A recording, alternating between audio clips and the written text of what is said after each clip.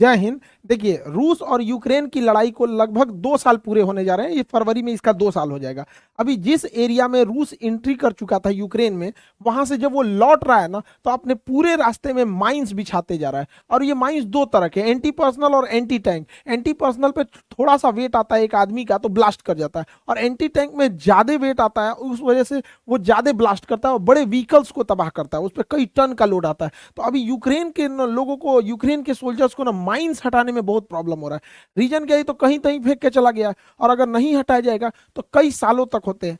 आप सोचिए कि सेकेंड वर्ल्ड वॉर के खत्म हुए अभी 70 साल हो गए हैं यहाँ पर।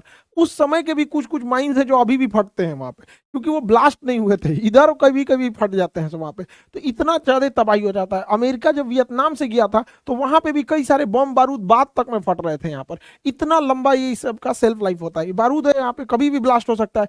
जितना समय बीतेगा बहुत कमजोर पड़ते जाते हैं। और इसी बीच यूक्रेन और रूस की लड़ाई में रसिया ने अमेरिका को धमकी देने के लिए, अमेरिका को एक लेसन देने के लिए, अभी उसके ऊपर एक प्रेशर बनाने के लिए एक नए मिसाइल का परीक्षण किया। और ये नया मिसाइल पानी के अंदर से मारता है, पता ही नहीं है, हिडन टारगेट है। ये साइलेंट किलर कहा जाता है पनडुब्बी को। पनडुब्बी के अंदर से ये बैलिस्टिक मिसाइल को मारा है। अब ये बैलिस्टिक मिसाइल कैसे काम करती है इसको समझते हैं।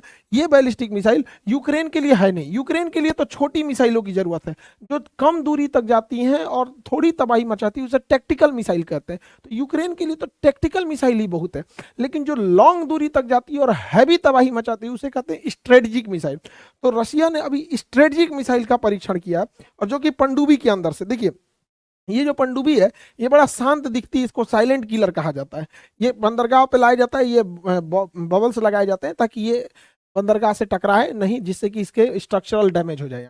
तो यहाँ लाया जाता है बंदरगाह पे, ये पानी के अंदर चली जाती है। अभी तो ये किनारे पे है, इसलिए ये बाहर दिख रही है। इसके ऊपर रबर की कोटिंग की जाती है, जिस वजह से इसके अंदर का वाइब्रेशन पता नहीं चलता है, और सोनार के अंदर ये डिटेक्ट नहीं हो पाती है।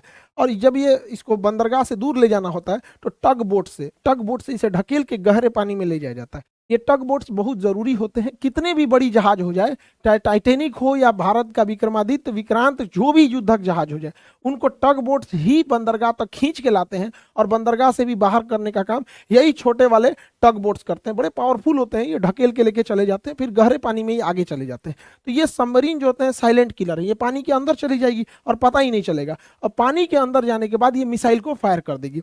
ये पनडुब्बी जो है पूरा पानी के अंदर चली गई, और इसके अंदर से ये मिसाइल फायर कर देगी ऊपर से, और ये अचानक पता ही नहीं चलेगा कहाँ गया। इसका स्ट्रक्चर काफी कॉम्प्लिकेटेड होता है पनडुब्बी का। आगे का पोर्शन तो मेनली इसका केवल एमुनेशन के लिए यूज होता है। यहाँ पर, यहाँ ऊपर की ओर ये वर्टिकल्स मिसाइलें होती हैं निकलने के लिए। आगे से इसके अंदर टॉर्पीडो लगे होते हैं। टॉर्पीडो क्या होता है, अंदर अंदर किसी दूसरी पनडुब्बी को मारना है तो टॉर्पीडो, या अंदर से किसी पानी वाली जहाज को मारना है तो टॉर्पीडो। लेकिन टॉर्पीडो ग्राउंड अटैक नहीं कर पाता है। इसलिए ग्राउंड अटैक करने के लिए, जैसे पानी के अंदर किसी देश के ऊपर हमला करना है, तो उसके लिए आपको मिसाइल की जरूरत होती है। तो वर्टिकल लॉन्च के लिए मिसाइल, सामने के लिए यूज कर देते हैं टॉर्पीडो। कई बार टॉर्पीडो के लिए पीछे से भी स्पेस दिए रहते हैं, टॉर्पीडो के लिए अलग अलग जगह से फायर करने के लिए। अब अलग अलग जगह पे यहाँ पे यूजेस होते हैं इसके। पनडुब्बी का स्ट्रक्चर काफी कॉम्प्लिकेटेड होता है पनडुब्बी का।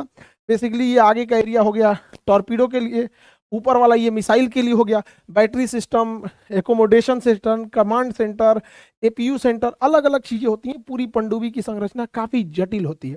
और बड़े साइज की पनडुब्बी पूरी दुनिया में सबसे ज्यादा रसिया बनाता है। उसकी पनडुब्बी बहुत बड़ी साइज की होती है, जिस वजह से उसमें बहुत ज्यादा साइज के मिसाइलें आ जाती हैं। ये पनडुब्बी जो दिखने में शरीफ होती है, इसके आगे का एरिया में पूरा मिसाइल ऐसे भरे रहते हैं सब। यहाँ पे आप देखिए, पनडुब्बी के आगे का ये हैच खुल जाता है, और इसी में से अंदर से मिसाइल निकलती हैं सब। यहाँ पे ये पानी के अंदर चला जाएगा, अभी तो इसमें पानी घुस जाएगा। यहाँ पे इसके अंदर हैच होता है। यहाँ देखिए कितना हैच बना हुआ है, 1 2 3 4 5 6 7 8। हमको तो 8 दिख रहा है, 8 इधर है, 8 इधर है, यानी 16 बैलिस्टिक मिसाइल मार सकता है यहाँ पे। और हर बैलिस्टिक मिसाइल में परमाणु बम अब यूज कर सकते हैं। बैलिस्टिक मिसाइल बेसिकली परमाणु बम के लिए होती है। तो सोचिए इतना ज्यादा ये पावरफुल होता है।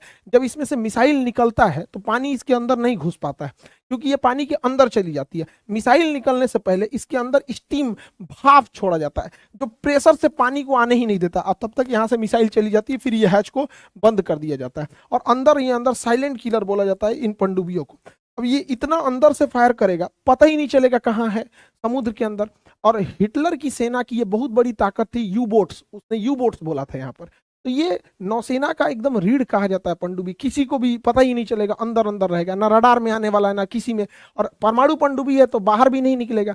जैसे डीजल इलेक्ट्रॉनिक पनडुब्बी क्या होती है, वो बाहर निकल के अपना जनरेटर चालू करती है और उससे बैटरी चार्ज कर लेती है, और बैटरी चार्ज करना 6-7 घंटे पानी के अंदर रहती है। लेकिन जब बैटरी डिस्चार्ज होता है तो जनरेटर ऑन करने के लिए उसे एयर की जरूरत होती है, उसके लिए वो पानी की सतह पे आता है और वहां डिटेक्ट हो जाता है। लेकिन परमाणु पनडुब्बी में ऐसा कुछ नहीं होता है, वो अंदर ही अंदर रहेगी और पता नहीं चलेगा, अंदर से अचानक से मिसाइल निकल के मार देगा। तो रशिया ने जो अभी मिसाइल परीक्षण किया है और ब्लावा मिसाइल का परीक्षण किया है, यह मिसाइल बैलिस्टिक मिसाइल है और पानी के अंदर से ही फायर किया जा सकता है। बैलिस्टिक मिसाइल जो है हमेशा लॉन्ग रेंज के लिए यूज होती है, लॉन्ग रेंज के लिए, और ये प्रोजेक्टाइल पे काम करेगा। एक बार ये अंतरिक्ष में चला जाएगा और वहां से अपने टारगेट को सेलेक्ट करने के बाद वापस आएगा। तो इस मिसाइल को अंतरिक्ष में जाना जरूरी होता है, स्पेस में जाके फिर आता है, एटमॉस्फेयर के ऊपर चला जाता है और उसके बाद आके ये हमला करता है। और ये कई पार्ट्स में होते हैं। देखिए इसका रेंज हमेशा ज्यादा होगा, ये ज्यादा तबाही मचाएगा, ज्यादा दूर तक जाएगा, इसलिए इसे स्ट्रेटेजिक कहते हैं। अगर कम तबाही और थोड़ी दूर तक जाता है तो उसे हम टेक्टिकल कहते हैं। इसमें रॉकेट इंजन का यूज होता है। क्यों? क्योंकि जब ये एटमॉस्फेयर को छोड़ देगा तो यहाँ पर हवा खत्म, ऑक्सीजन खत्म, और आपको पता है कि किसी भी चीज को जलने के लिए ऑक्सीजन की जरूरत होती है। तो इसके अंदर जो फ्यूल है वो तो जल ही नहीं पाएगा अंतरिक्ष में, क्योंकि वहां पे तो ऑक्सीजन ही नहीं है। तो इसलिए अपना एगो ऑक्सीजनों का सिलेंडर लेके जाता है और धधकाते रहता है, धधकाओ यहाँ पे धधकाते रहता है। तो जो जहाज या जो इंस्ट्रूमेंट, जो भी मतलब इंजन अपना पर्सनल ऑक्सीजन का सिलेंडर लिया रहता है उसे कहते हैं रॉकेट इंजन। और जो बाहर से ऑक्सीजन सूंघता है इसे, उसे कहते हैं जेट इंजन। तो जहाज में लगल रहता है जेट इंजन, हेलीकॉप्टर में जेट इंजन, वो बाहर से सूंघ लेता है ऑक्सीजन, इसे हो गया काम। ई अंतरिक्ष में चल गया, पता चला सूंघ ही नहीं पाएगा। अब हवाई जहाज लेके हम लोग अंतरिक्ष में जाइए नहीं सकते। हवाई जहाज तो चल जाएगा, मर जाएंगे बाकी लोग, क्योंकि जाने के बाद इंजन बंद हो जाएगा, जैसे ही एटमॉस्फेयर में इंटर करेगा बंद हो जाएगा इंजन, वहां पे दुर्घटना हो जाएगा। तो ये अपना ऑक्सीजन का एक अलग से टंकी लेके जाता है, तो वो हो गया रॉकेट इंजन का यूज होता है। और इसे कम्युनिकेशन के लिए सैटेलाइट की जरूरत पड़ती है। बिना सैटेलाइट के बैलिस्टिक मिसाइल को गाइड नहीं किया जा सकता, क्योंकि ये पृथ्वी के बड़े दूर तक हमला करते हैं सर। तो इसे क्या होता है कि कोई ना कोई सैटेलाइट चाहिए उसे टारगेट दिखाने वाला। अब जब ये वापस आता है तो अपने काइनेटिक एनर्जी और पृथ्वी के ग्रेविटेशन की वजह से बहुत तेजी से आता है। अब यहाँ पे क्या किया वैज्ञानिकों ने, दिमाग लगाया कि जब मिसाइल भेज ही रहे हैं तो इसके साथ इसके अंदर 8-10 ठो परमाणु बम रख दे। एक ठो यहाँ गिरा देते हैं, एक यहाँ गिरा देते हैं, एक यहाँ गिरा देते हैं, कुछ यहाँ गिरा देते हैं, तो हो गया एक ही से मल्टीपल टारगेट पर हमला किया जा सकता है। इसलिए ये बैलिस्टिक मिसाइल बहुत खतरनाक होते हैं। भारत को जब बनाया गया परमाणु बम और बैलिस्टिक मिसाइल, तो एपीजे अब्दुल कलाम ने कहा कि ये शांति का हथियार है, क्योंकि जब तक ये हमारे पास रहेगा हम शांति से रहेंगे, ये लड़ाई का हथियार नहीं है। तो हकीकत बात है, नहीं तो आज हम लोग को भी मार देते, सो यूक्रेन की तरफ पिटा जाते हैं, कभी गाजा का हाल हो गया रहता। आज कोई आया ना भारत को आंख दिखाए, पूरा गर्दा लगा के या निकाल लेगा आदमी यहाँ पे। तो भारत की सेना है ना उस तरह के मजबूत, ये सब मिसाइल वगैरह है सब, इसीलिए हम लोग भी सुरक्षित है। तो ये कई सारे मतलब टारगेट को एक साथ इंगेज कर सकता है, मल्टीपल टारगेट को। लेकिन मल्टीपल टारगेट के लिए मल्टीपल सैटेलाइट भी जरूरत होते हैं, क्योंकि अगर टारगेट दूर दूर है तो यहाँ तो रसिया के पास कोई सैटेलाइट की कमी नहीं है, ना ही भारत के पास सैटेलाइट की कमी है। तो ये टेक्नोलॉजी भारत के पास भी है, रसिया के पास भी है, और हम दोनों की टेक्नोलॉजी भी शेयर ही कर लेते हैं। तो अमेरिका के पास भी है ये टेक्नोलॉजी, लेकिन अमेरिका इससे काफ़ी डरा हुआ है, इस चीज़ को लेकर अमेरिका के लिए एक टेंशन बना हुआ है। अभी ये स्टार्टिंग फेज में है, और ये जब री एंट्री करती है तो इसके साथ ये इसकी रेंज जो है लगभग 8,000 किलोमीटर है। अमेरिका का किसी भी कोना दुनिया के जगह पे ये जाके मार सकती है। मान के चलिए अगर किसी 8,000 से ज्यादा मारना है, 10,000, तो क्या दिक्कत है, पनडुब्बी पानी में उतरेगी, 2,000 किलोमीटर चल देगी, वहां जाके मार देगी। तो पानी तो पूरी दुनिया में फैला हुआ है, कहीं भी जाके मार सकती है। और इसके साथ 6 पेलोड जा सकते हैं, 6 परमाणु बम एक साथ ले जा सकता है। 2 गो मारा था जापान के हिरोशिमा नागासाकी में, जापान तबाह हो गए थे। तो अभी अमेरिका के लिए सरदर्द बनाया हुआ है यहाँ पर, क्योंकि ये पनडुब्बी कहीं भी जा सकती है, नहीं भी जाएगी तो यहीं से मार देगा किसी भी शहर पे, ज्यादा उड़ेंगे तो यहाँ पर। अभी अमेरिका भी इंगेज हो चुका है, फंस गया है इजराइल और फिलिस्तीन में। यहाँ उसने 2-2 जंगी जहाज लगा रखा है भूमध्य सागर में और लाल सागर में लगा रखा है, क्योंकि लाल सागर से अगर हटेगा तो हैती विद्रोही इधर से चलेंगे यहाँ पर, हौती विद्रोही, और अगर भूमध्य सागर से हटेगा तो तुर्की और रसिया इसकी मदद करने के लिए चल देंगे। तो इजराइल की सपोर्ट के लिए अमेरिका वहां पे लगा के रखा है अपना जंगी बेड़ा। रसिया भी एक और प्रॉब्लम को फेस कर रहा है, रसिया के ऊपर प्रतिबंध लगा दिए गए, जिस वजह से वो व्यापार नहीं कर पा रहा है, और जो उसके पहले से व्यापार हो चुके हैं जिसके डील साइन हो गए उसके में भी पेमेंट में बहुत दिक्कत आ रहा है। रसिया के ऊपर बैन, एम्बार्गो और सैंक्शन तीनों तरह की समस्याओं को फेस कर रहा है। देखिए एम्बार्गो क्या होता है, किसी खास चीज को रोकने के लिए एम्बार्गो लगाया जाता है। जैसे मान के चलिए फिलिस्तीन और इजराइल के बीच में जो कॉन्फ्लिक्ट हो रहा है, तो फिलिस्तीन की ओर से अरब कंट्री है, अगर अरब कंट्री ये कह दें कि वो ये इजराइल वगैरह मैटर पे, कि अगर अरब कंट्री कह दे कि हम उन्हें पेट्रोल नहीं देंगे, मेनली वो केवल एक प्रोडक्ट या एक से दो प्रोडक्ट पे रोक लगाते हैं, तो उसे एम्बार्गो कहते हैं। जैसे ऑयल एम्बार्गो ऐसे अरब कंट्री ने कर दिया था, हालांकि अभी उनमें इतना हिम्मत बचा नहीं है कि जो इजराइल के खिलाफ इतना बड़ा एक्शन वो ले पाएंगे। तो एम्बार्गो होता है तो किसी एक दो चीज पे रोक लगा देना उसे एम्बार्गो कहते हैं। पूरे कंप्लीटेड रोक देना उसे कहते हैं बैन लगा देना। कंप्लीट रोक दिया तो बैन। तो एम्बार्गो छोटा हो जाता है, बैन थोड़ा बड़ा होता है।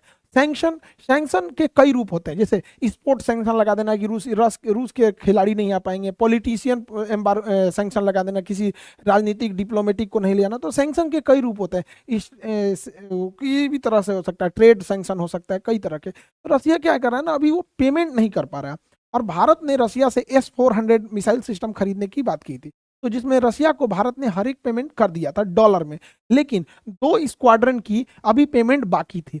2 स्क्वाड्रन क्या होता है, एक स्क्वाड्रन में 2 बैटरी होती है, और हर एक बैटरी में 4 ऐसे ट्रक होते हैं, 1 2 3 4, ये 4 मिलकर एक बैटरी बनाता है।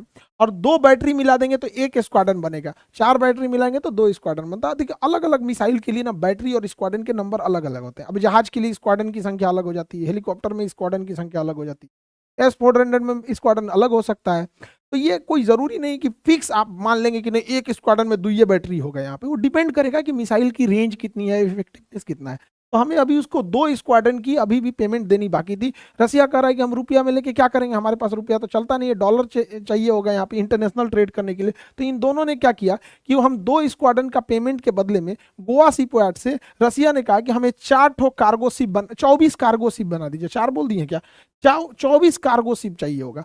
तो 24 कार्गो शिप की जरूरत है, तो भारत रसिया को 24 कार्गो शिप देगा, और बदले में वो हमें S-400 की 2 स्क्वाड्रन और दे देगा। हालांकि ये बस पेमेंट इशू है, तो एक तरह का कह दीजिए कि ये पेमेंट ना होकर एक्सचेंज हो गया। तो हम तो कहते हैं कि भारत सरकार को ऐसे व्यापार पे और अच्छा काम करना चाहिए कि हमारे यहाँ ये पेमेंट के देते तो सीधे कैश जाता। अब यहाँ रोजगार मिला, और देखिए रोजगार ही बड़ी बड़ी चीज नहीं होती है, जैसे जैसे हम चीजों को बनाते जाते हैं ना, हम अपडेट होते जाते हैं। 24 जहाजों को बनाएंगे तो शायद हमें कुछ अपडेशन आ जाए, हमें कुछ और नई टेक्नोलॉजी सीख जाए, तो और बेहतर हो जाता है यहाँ पे। इसके अलावे भारत और रसिया को व्यापार करने में बहुत प्रॉब्लम आ रहा है, क्योंकि हम रसिया का रूबल लेके क्या करेंगे, हमारे इंडिया में उतना रूबल एक्सेप्टेबल ही नहीं है, और रसिया हमारा रुपया लेके क्या करेगा, उसके यहाँ एक्सेप्टेबल नहीं है। तो हमें एक कॉमन करेंसी चाहिए थी जो डॉलर था, बट अमेरिका ने डॉलर पे सैंक्शन लगा दिया, रोक लगा दिया यहाँ पे। तो हम क्या करें, तो हमारा व्यापार दुबई से भी अच्छा था, और रसिया का भी दुबई से बहुत अच्छा है, तो दुबई का दिरहम। तो अभी हम दोनों व्यापार किस में करेंगे, दिरहम में, क्योंकि रूस दिरहम को लेके यूएई में भेजा सकता है, और हम लोग भी इसे कर सकते हैं यूएई के पास। तो हम दोनों के पास दिरहम अच्छा है, और यूएई जो है इस मामले में बहुत बेहतरीन है, वो इस सब चीजों में व्यापार में सैंक्शन वगैरह में नहीं पड़ रहा है। तो ये दोनों के बीच का एक रास्ता निकाला गया। आई होप आप सब समझे होंगे। आप सभी देशवासियों को हैप्पी दिवाली, दिवाली की ढेर सारी शुभकामनाएं। हैप्पी दिवाली, एकदम अब पूरे देश में खुशहाली आए दिवाली के अवसर पे। सारे लोगों को ढेर सारी शुभकामनाएं, पूरे देश वालों को हैप्पी हैप्पी हैप्पी दिवाली। मिलेंगे नेक्स्ट क्लास में। जय हिंद।